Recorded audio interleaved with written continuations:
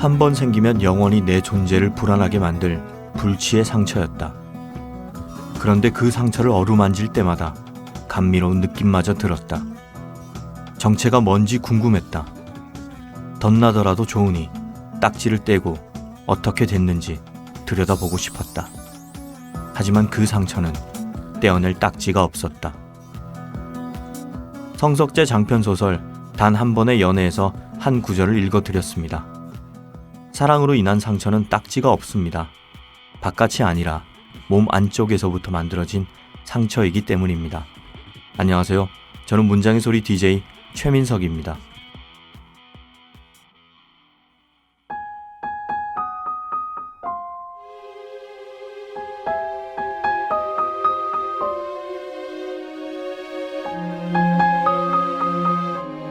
노크 없이 여는 방문.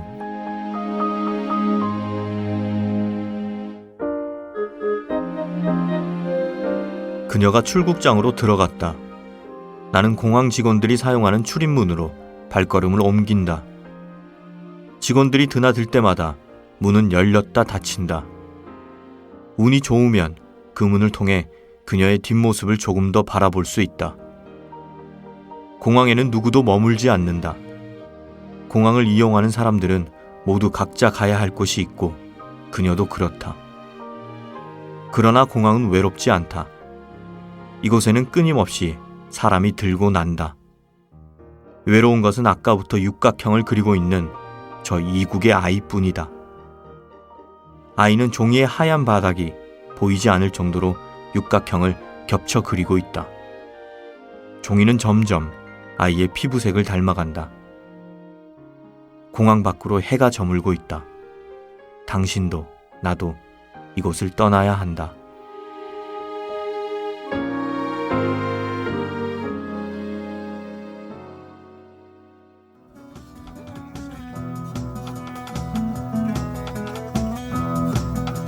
저 하늘 한가운데 내가 보여 바람 닮은 새처럼 날아오를래 저 너머 그곳에 내가 숨겨놓은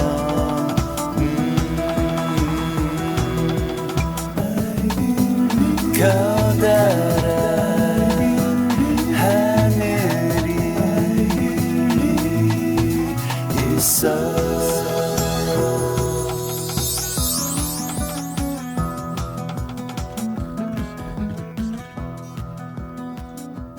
오늘 작가의 방을 찾아와 주신 손님은 최근 혁명, 광활한 인간 정도전을 펴낸 김탁환 소설가입니다. 선생님 안녕하세요. 네, 안녕하세요. 네, 처음 뵙겠습니다. 네, 만나서 반갑습니다. 네. 청취자 여러분들 다 잘 알고 계실 테지만요. 제가 저희 공식적인 순서니까 네. 잠깐 김탁환 선생님에 대해서 설명을 해드리도록 하겠습니다. 김탁환 소설가는 경상남도 진해 출신으로 1994년 평론 동아시아 소설의 힘을 발표하며 평론가로 데뷔하였고 1996년 장편 12마리 고래의 사랑 이야기를 출간하면서 소설가로도 활동을 하고 있습니다. 주로 우리 역사 속의 다양한 이야기를 담은 소설들을 꾸준히 발표하고 있는데요. 이 중에서 불멸의 이순신과 나 황진이는 드라마로 만들어졌고요. 연료문의 비밀을 원작으로 한 영화 조선 명탐정, 각시투구꽃의 비밀, 노서 아가비를 원작으로 한 영화 가비가 제작되기도 했습니다. 맞습니까? 네. 네, 저도 영화 즐겨보고 드라마도 즐겨봤습니다. 지난 2월에 혁명, 광활한 인간 정도전을 내셨는데요. 네. 이 책에 대해서 잠깐 소개 좀 부탁드립니다. 그러니까 제목 그대로 이제 정도전을 중심으로 해서 고려 말과 조선 초의 어떤 상황들을 이제 소설에 담는 건데요. 근데 정도전 일대기를 이렇게 다 쓴 건 아니고 네. 그 중에서 정도전의 삶에서 가장 중요하다고 제가 생각하는 18일 동안의 이야기입니다.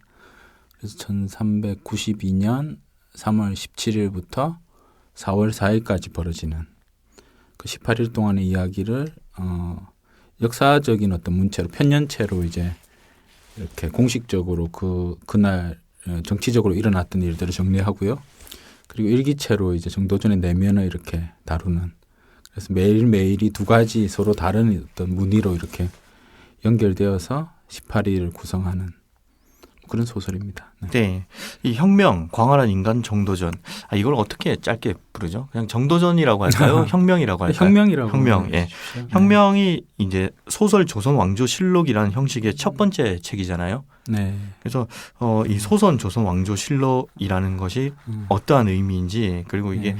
만약에 이제 시리즈로 가면 몇 권까지 기획이 되어 있는지, 뭐 어떤 인물을 다루실 예정인지 좀 말씀 부탁드립니다. 그러니까 이게 기획이라기보다는요. 네. 네. 그러니까 뭐 굳이 뭐 말을 붙이자면 기획인 것 같긴 한데 그냥 저한테는 어떤 용기 같은 것 같아요. 용기. 그러니까 뭐 이런 소설 저런 소설 이제 한 7, 8년 동안 계속 소설들을 썼는데 그중에는 이제 현대물도 있고요. 뭐 과학 소설 같은 것도 있고 뭐 환상 소설 이런 것들도 있는데 그러니까 조선 시대를 배경으로 한 소설 일군의 소설들이 있죠. 근데 그게 시간이 이제 지나가니까 뭐 여전히 이제 뭐 이렇게 쇠를 거듭하는 책도 있겠지만 또 어떤 책들은 절판되기도 하고요. 어떤 책들은 그 책을 낸 출판사가 망하기도 하고 그래서 이제 그 책들이 점점 이제 제가 쓴 작품들 중에서 어떤 것들은 독자들을 만나지 않게 되는 거죠.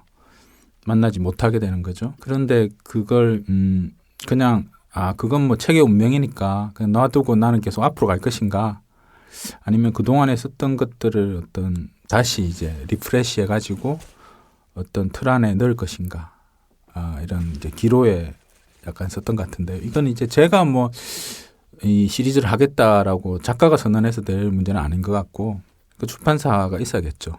당신이 조선시대 전체를 지금 제가 한 30권 35권 정도 쓴 것 같은데 네. 네, 그러니까 그걸 전부 이제 모아서 책을 내주겠다 하는 출판사가 있어야겠죠. 네. 네. 그래서 뭐 그런 제의를 받았어요. 한 2, 3년 전에 네. 제의를 받고 그래서 이걸 해야 될까 말아야 될까 사실 굉장히 망설였습니다. 왜냐하면 그걸 다시 고쳐가지고 이제 다시 시리즈로 만들어야 되는 거니까 그게 뭐 알아서 하세요 이렇게 할 수가 없잖아요. 그것도 그렇죠. 다 이제 저자로서도 상당한 에너지가 들어가는 다시 다 일이잖아요. 이제 제가 다시 만져야 되고 근데 또 앞으로 쓰고 싶은 건 또 계속 써야 되잖아요. 그러니까 이건 두 가지 일을 해야 되는데 이걸 할까 말까 이제 되게 망설였다가 결국은 이제 하게 된 거죠. 네, 이게 용기를 낸 겁니다. 네. 그래서 제목을 뭘로 붙일까 하다가 어쨌든 이 조선시대를 배경으로 이제 소설을 쓰면서 가장 많이 보는 책이 이제 조선왕조실록이고요.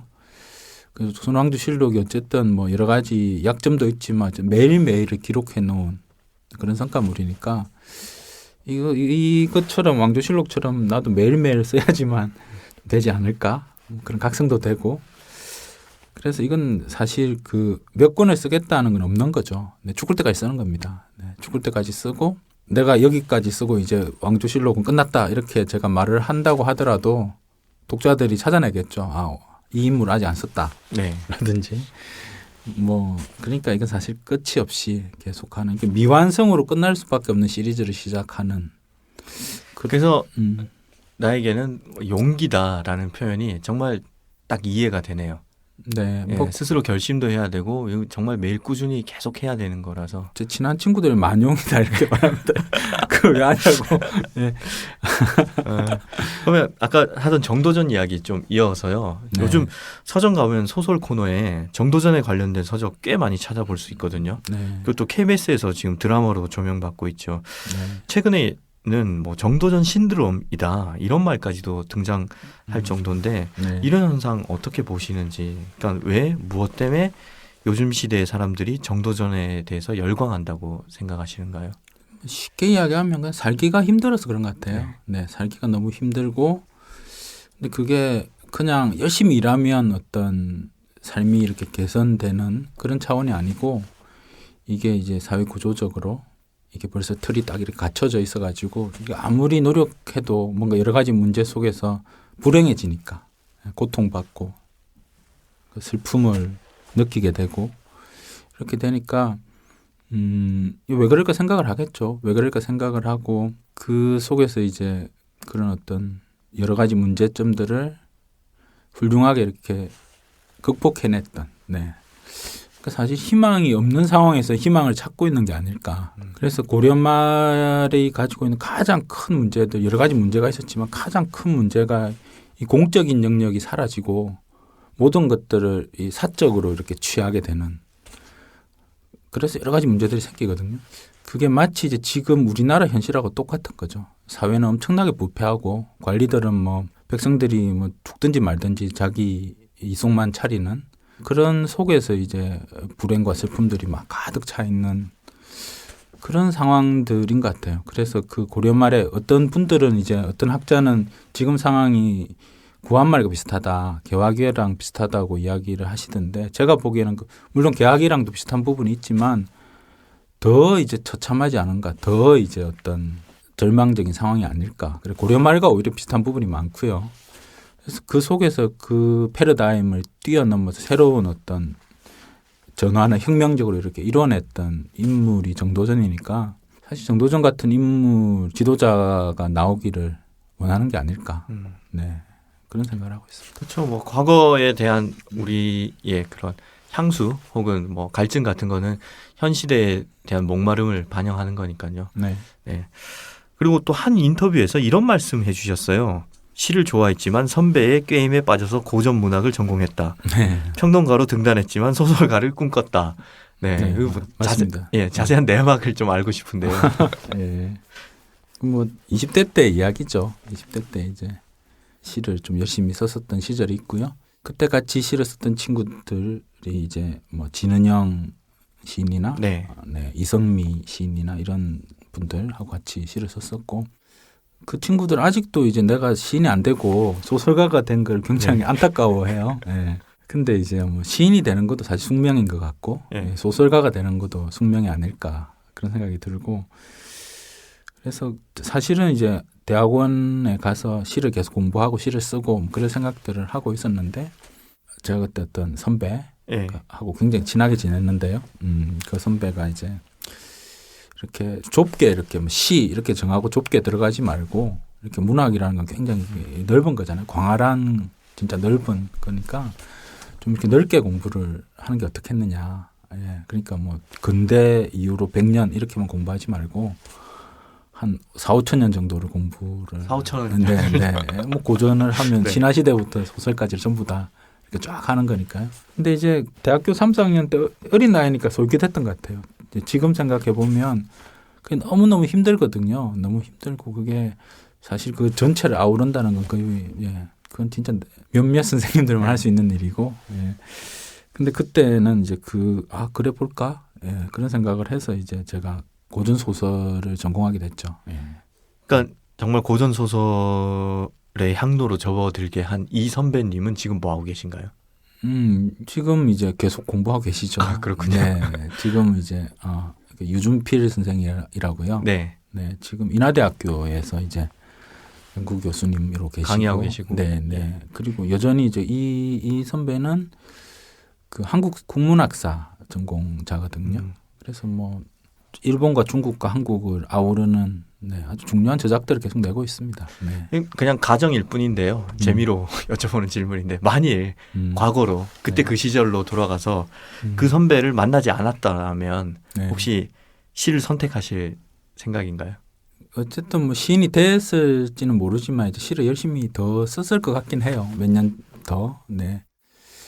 근데 제 인생에서는 이제 뭐 그때도 한 계기이기도 했지만, 이제 저는 군대 시절이 굉장히 중요했었는데, 군에 가서 이제 학자가 될 것인가 창작자가 될 것인가 이런 것들 굉장히 많이 고민을 했었거든요. 그래서 그때 이제 오히려 이제 그 선배가 그렇게 추천해 준 것 외에 이제 제가 생각해 보면, 그때 그 아침 7시 반에 이제 사관학교에 출근해가지고 3년 반 동안 40개월 동안 계속 바다를 바라보고 있었어요. 그렇죠. 해군이셨으니까. 연구실 앞에 세군사관학교 제 연구실 앞이 바다였어요.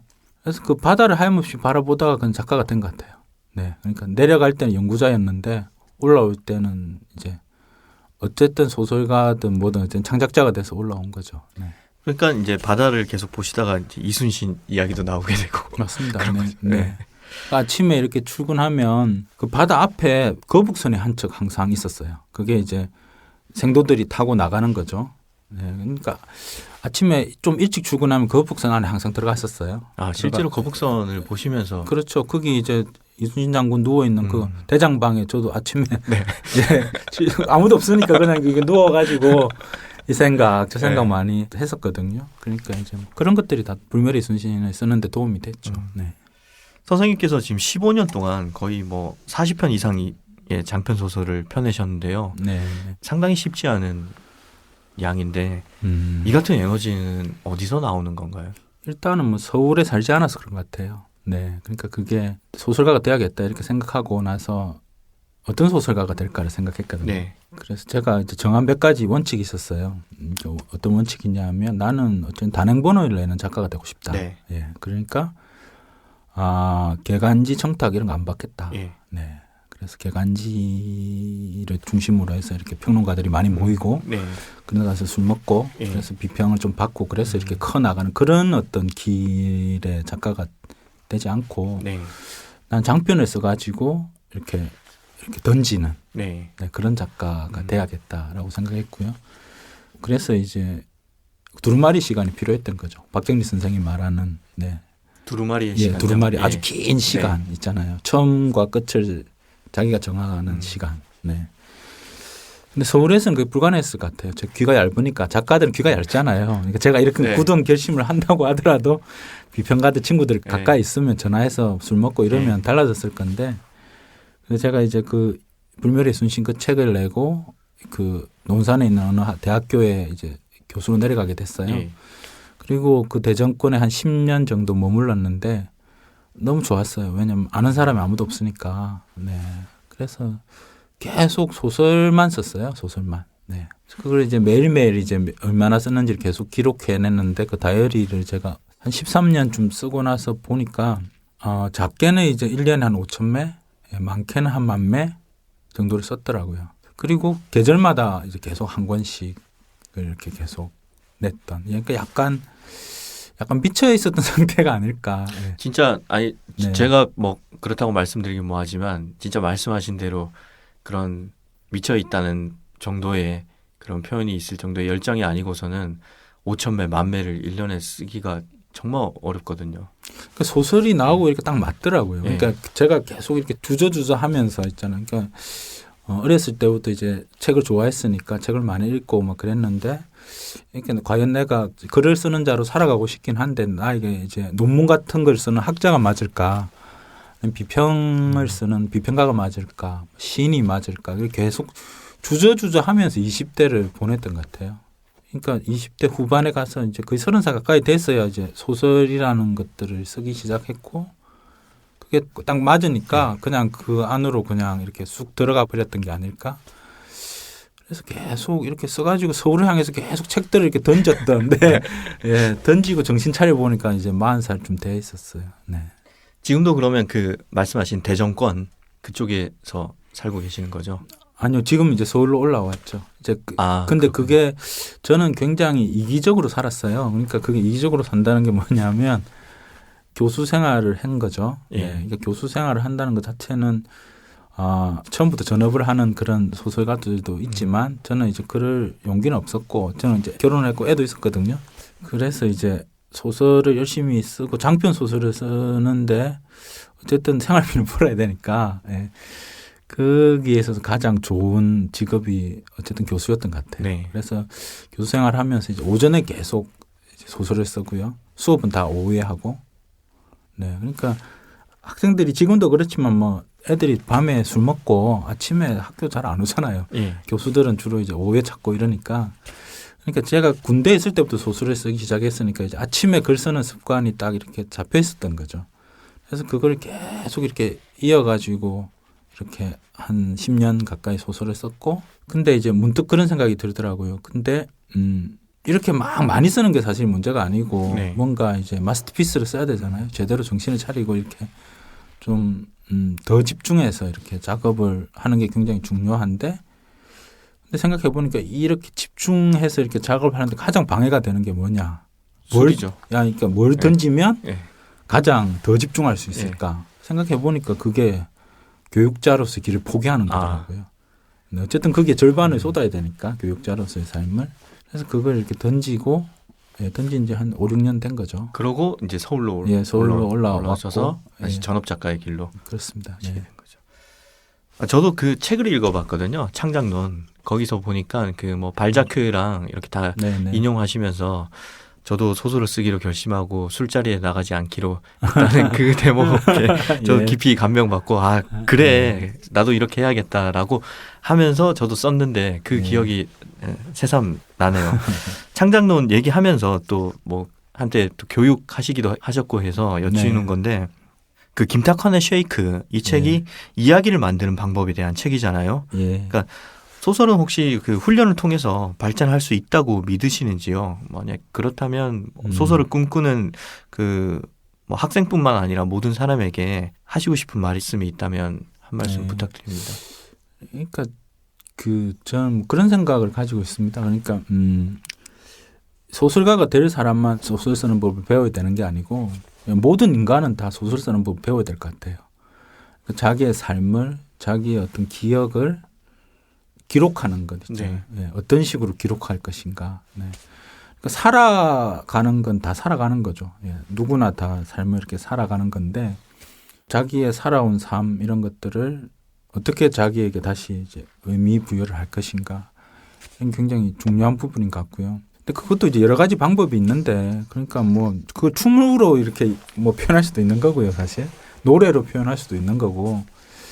그런데 춤이나 노래 이런 것보다도 사실 이렇게 돈도 작게 들고, 예. 네. 그리고 어떻게 보면 좀 조금만 이렇게 배우면 자기의 어떤 상상이나 체험 같은 것들을 이렇게 이야기로 쓸 수 있는 거죠. 그래서 그 김탁환의 세이크 이 책은 뭐 전문 작가가 될 분들은 사실 읽을 필요 별로 없는 것 같고요. 그렇지만 제가 이걸 쓴 건 그러니까 크게 두 가지 종류의 인간이 있는 것 같아요. 그러니까 쓸 수 있는 인간과 쓸 수 없는 인간. 점점 나이가 이제 더 들어가서 친구들을 만나 보면 책을 읽는 인간과 책을 안 읽는 인간 이렇게 나뉜 것 같고요. 그래서 네. 그리고 책을 읽는 인간들 중에서도 책만 읽는 인간과 책도 읽고 글도 쓰는 인간이 있는 거죠. 그래서 저는 책도 읽고 글도 쓰는 인간을 많이 만드는 것. 네. 그래서 자기가 살아온 것들을 자기의 문장으로 이렇게 표현할 수 있는 인간 그런 인간으로 이렇게 독자들이 바뀌었으면 좋겠어요. 네. 그러니까 누구나 다 그렇잖아요. 네. 저도 뭐 그런 생각을 가지고 있습니다. 예. 그럼 선생님 글을 안 쓰실 때는 주로 어떻게 지내시는지요? 글을 안 쓰는 시간이 많죠. 네. 그러니까 제가 뭐 이렇게 작품들을 많이 소설을 계속 내니까 이게 뭐 하루 종일 글을 쓰는 것 같지만 그렇진 않고요. 지금 그냥 오전에만 글 쓰는 거죠. 네. 예. 그러니까 오전에 한 7시부터 11시 예, 한 서너 시간 이 정도 글 쓰고 그러니까 딱 고정적으로 쓰는 시간이 그러니까 있고요. 제가 학교 다닐 때 그 제가 어떤 선생님한테 여쭸어요. 아주 공부를 잘하시는 선생님인데 어떻게 하면 그렇게 공부를 잘할 수 있습니까? 예. 그렇게 책을 그렇게 꾸준히 계속 놀라운 연구 업적을 낼 수 있습니까? 여쭤봤더니 공부는 습관적으로 하는 거다. 예. 막 특별히 막 결심을 하고 이렇게 해서는 안 되고 예. 그냥 그 시간에 그냥 습관적으로 앉아서 네. 그냥 하면 된다. 네. 그래서 뭐 그렇게 하고 있는 것 같아요. 그래서 아주 그 꾸준히 정해놓고 그냥 항상 하는 일이 있고 예. 점심 먹고 나서는 그냥 정처 없어요. 그냥 여러 가지 일들을 합니다. 그냥 예, 뭐 그때 뭐 예, 닥치는 책 대로. 읽기도 하고 영화 보기도 하고 예. 뭐 사람 만나기도 하고 파주에 이제 작업실이 있는데 거기 가기도 하고 아니면 그냥 홍대 와서 그냥 예. 차 먹고 놀기도 하고 해가 지면 이제 주로 집에 가서 책을 읽으려고 그러죠. 네, 그래서 그렇죠. 좀 이렇게 정해놓은 시간, 정해놓은 짓과 그냥 아무렇게나 하는 짓 사이를 왔다 갔다 하면서 지내죠. 잠도 가능한 한 일찍 자야 또 아침에 일찍 일어나서 글에 집중할 수 있으니까. 그렇죠, 뭐 예. 예. 그러니까 어쨌든 지금은 이제 저 애들이 중학생들이니까 그냥 걔들 일어날 때 일어나면 돼요. 걔들 학교 가야 되니까 7시 뭐 전에 일어나니까 저도 그 전에 일어나서 예. 선생님 특히 인물에 관련된 작품 많이 쓰시는데요. 네. 혹시 어떤 인물 보면 매력 느끼시나요? 제 머리로 이해가 안 되는 인물들 보면 네. 예. 그러니까 제 머리로 이해가 되는 인물들은 안 쓰죠. 음. 쓰기 전에 이해가 되면 아, 저 삶은 이해돼 이러면 안 쓰게 되고요. 아무리 생각해봐도 와 어떻게 인간이 저럴 수가 있지? 그러면 쓰게 되는 것 같아요. 그게 그럼 더욱더 선인이든 네. 악인이든. 더욱더 네. 관심 가지게 되고 나도 연구하게 되고 네. 결국은 그게 작품으로 이어지는 거군요. 그렇죠. 이순신 장군 같은 경우도 이게 쓰게 됐던 게 다 지는데 모든 장수들이 다 지는데 이 사람은 계속 이기니까 네. 한두 번도 이긴 게 아니고 뭐 23번 더 세분하면 뭐 46번 막 이렇게 이기니까요. 다 지는데 한 사람만 계속 이기는 건 되게 불가사의하잖아요. 네. 그러니까 이 사람 왜 이렇게 이기는가. 뭐 황진이 같은 경우도 이제 공식적으로 한 20명 정도의 애인이 있었던 것 같거든요. 예. 네. 그리고 뭐 비공식적으로 훨씬 많았겠죠. 이렇게 많은 그 남자들과 사랑을 나누면서 빼어난 시를 쓸 수 있는 그 열정은 어디서 오는 걸까? 그건 되게 특별한 거죠. 네. 네. 그리고 앞으로 어떤 작품으로 또 만나볼 수 있을까요? 혹은 또 어떤 활동으로 독자들과 만나볼 예정이신가요? 그래서 뭐 늘 이제 뭐 또 쓰고 있는 거죠. 네. 어떤 작품들을 쓰고 있는데 우선은 이제 그 어쨌든 소설 조선왕조실록 이걸 이제 하겠다고 했으니까 괜히 한 것 같아요. 네. 사실 걱정하는 게 모든 이게- 작가가 예, 그렇게 이거- 선언하고 후회하는 것 같아요.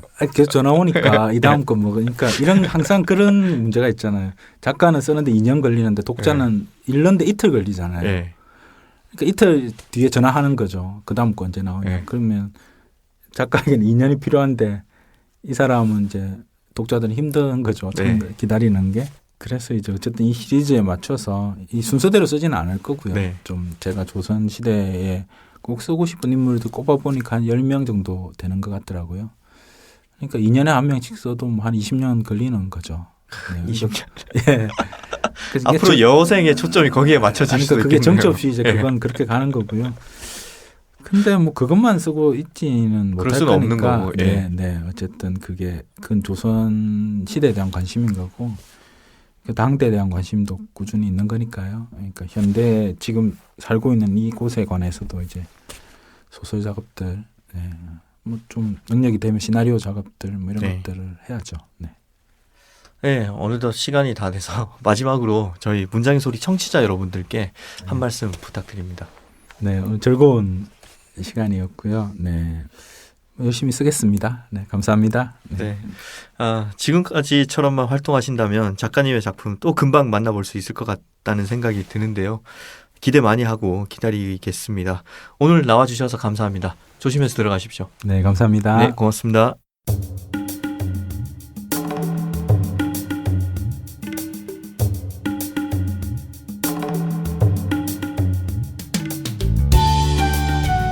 문화예술 생태계에 살고 있는 개성만발 인물과의 솔직한 대화. 오직 문장의 소리에서만 만나볼 수 있는 코너. 지금 이대로도 좋아요.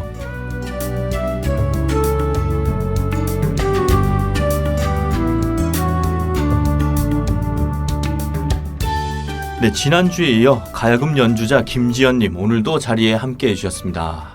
네, 이번 주에도 여전히 또 안방다리를 스튜디오에 오시자마자 바로 저한테 하신 첫 말씀이 뭔가 이 안방다리를 해야 편해지는 것 같아요 라고 말씀하시더라고요. 네. 어떻게 편안한가요? 네, 이렇게 해야지 안정이 돼요, 저는. 아, 네. 네. 안정이 됐다니까 다행이네요. 그러면 지난주에 했던 얘기를 이제 이어서 하자면 혹시 살면서 롤 모델이나 뭐 존경하고 싶은 예술가나 인물이 있다면 어떤 점이 존경할 만한지요? 존경하는 예술가는 너무 많은데요. 네. 그중에 지금 생각나는 분은 저희 할아버지를 말하고 싶어요. 저번 주에는 또 어릴 때 전혀 칭찬을 안 하셨다고.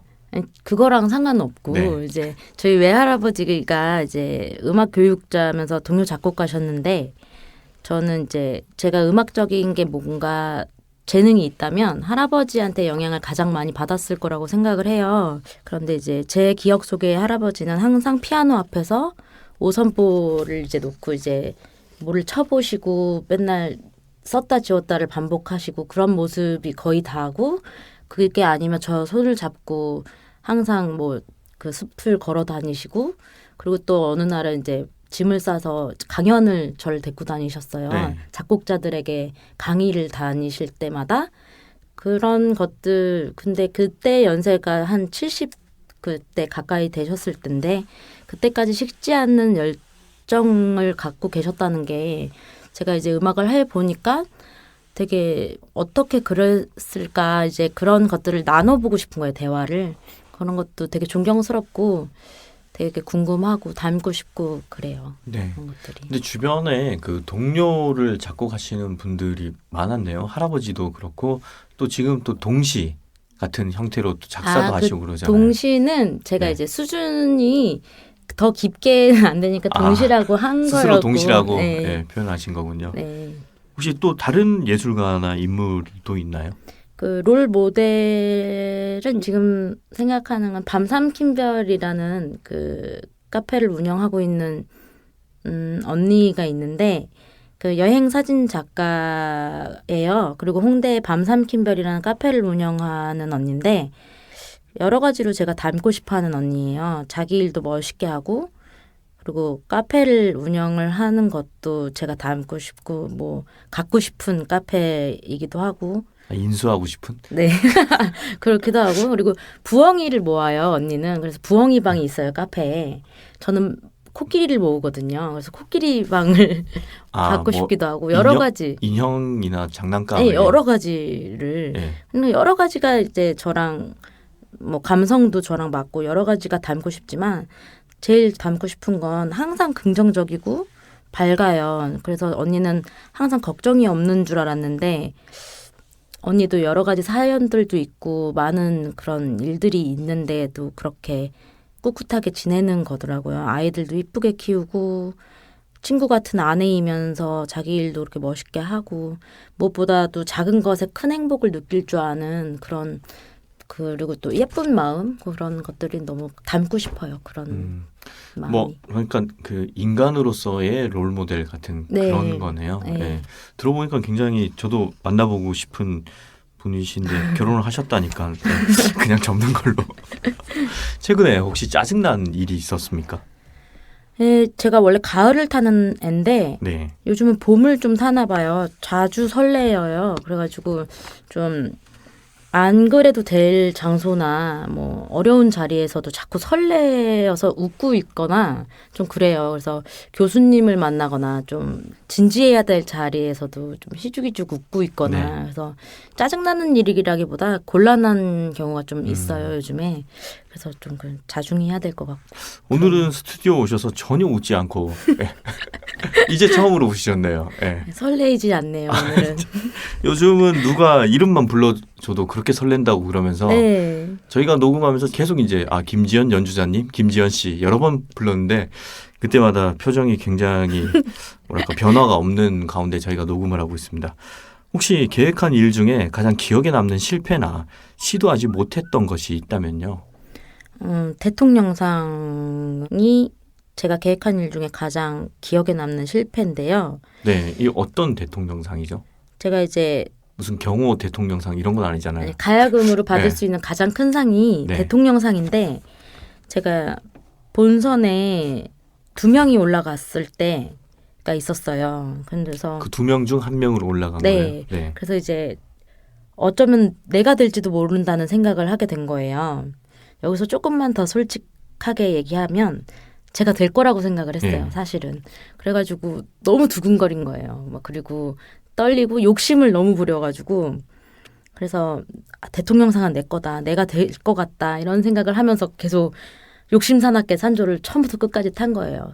근데 산조라는 거는 이제 모든 걸 내려놓고 자기의 그 나이 때까지의 모든 희노애락을 담아서 자기 인생 얘기를 네. 들려줘야 되는 건데 욕심 사나운 나의 얘기를 들려준 거지. 저건 내 거. 막 이런 이야기를 들려줘서 이제 망한 거죠. 그리고 실패해서 이제 못하게 됐어요. 근데 그게 두고두고 기억에 남더라고요. 아쉬운 게 아니고 창피했거든요. 그게 언제적 그게 일이죠? 3년 전. 3년 전에요? 네. 역시 산조는 이게 채우면 되는 게 아니라 내려놓고 네. 비웠을 때 좋은 연주가 나오는 거군요. 네. 그 뒤로 뭐 어쩔 수 없이 비워졌겠네요. 네, 비워야만 했어요. 저번 주에 여기서 또 연주 한번 하셨잖아요. 네. 그때는 어떻게 비우고 연주하셨나요? 좀 덜 비웠던 것 같아요. 아쉽네요. 여러분, 제가 듣기로는 굉장히 훌륭한 연주였지만 또 김지연 연주자 본인의 기준으로는 약간 성에 차지 않은 그런 연주였나 봅니다. 그러니까 평소에는 이것보다 더 훌륭한 연주를 하신다는 거죠. 그렇죠. 그렇죠. 네, 저희 물론 기대하고 있습니다. 혹시 어차피 음악을 하시니까 네. 국악뿐만 아니라 다른 장르의 음악들도 즐기시는 편이시죠? 네. 네, 그럼 뭐 최근에 본 공연 중에 가장 좋았던 공연도 있었나요? 예, 며칠 전에 본 건데 존 맥러플린이라고 내한을 하셔가지고 그 공연을 봤는데 너무 큰 감동을 했어요. 근데 예전부터 좋아하던 뮤지션이었는데 내한을 해가지고 봤는데 역시나 큰 감동을 받았어요. 제가 음악적 경험과 지식이 일천해서 존 맥라플린이 어떤 음악을 재즈 하시는 뮤지션인데 재즈군요. 네. 기타리스트이자 재즈 뮤지션인데 그분은 어떤 점이 그렇게 존경하느냐면 자기 색깔이 너무 분명하게 있는 연주자게 너무 부럽고 네. 항상 연구하고 탐구하고 그리고 제가 직접 사인을 받았어요. 근데 연세가 70이 넘으셨는데 그때 제가 안경을 쓰고 있었는데 안경 너 너무 예쁘다. 네. 갖고 싶다 이렇게 말을 하면서 주죠 왜? 잠깐 고민했는데 그러면서 그 눈빛이 아이 같고 아기 같은 눈빛인 거예요. 정말 안경을 갖고 싶은 눈빛. 선수. 그래서 너무 그 눈빛이 그 연세에 어떻게 이렇게 맑고 순수할까? 어떻게 나이를 먹으면 저렇게 순수하게 나이를 먹을 수 있을까? 그러니까 음악도 저렇게 맑고 순수한 음악을 하지 않을까라는 생각을 하면서 또 여러 가지 생각에 잠기게 했던 것 같아요. 아니, 개성 강한 뮤지션이라고 했는데 개성은 지연 씨도 뒤지지 않아요. 오자마자 2주째 안방다리 하고 있는 게스트는 진짜 문장의 소리 제가 1년 반 동안 하면서 처음입니다. 네. 죽기 전에 이것만큼은 꼭 해보고 싶다. 이런 거 있습니까? 네, 구름 위를 걸어야죠. 구름 위를. 어떤 이유 때문에 그렇죠? 다 꿈 아닌가요? 저는 구름 위를 걷는 꿈 꿔본 적 없는데 다 꿈 아니냐가 있겠죠. 모두 꿈 아니에요? 죄송합니다. 저도 빨리 구름 위를 걷는 같이 꿈을 걷죠. 예, 제가 너무 워낙 꿈도 희망도 없어가지고 빨리 같이 걷자면 제가 살을 많이 빼서 구름 위를 걷도록 노력해 보겠습니다.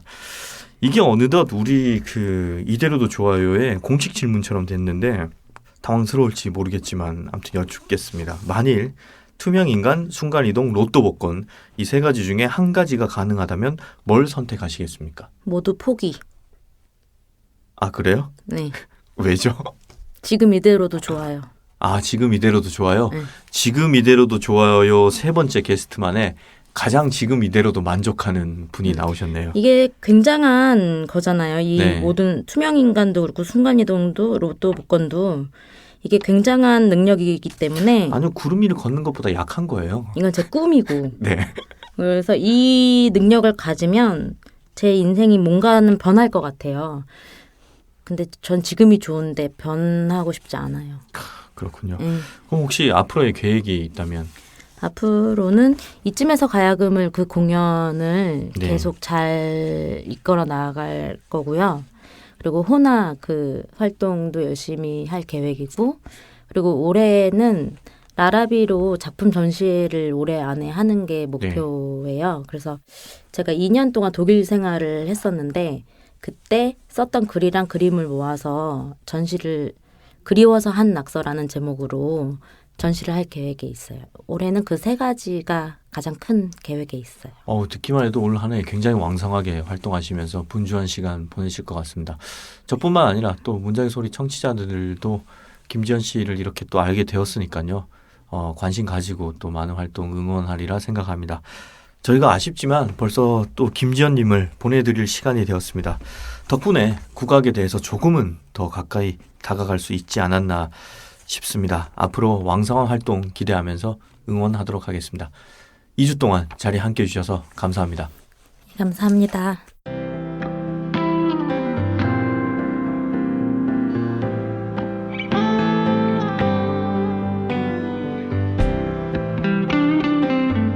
오늘 클로징은 이성복 시인의 아포리즘집 내 고통은 나뭇잎 하나 푸르게 하지 못한다에서 한 구절을 읽는 것으로 대신하겠습니다.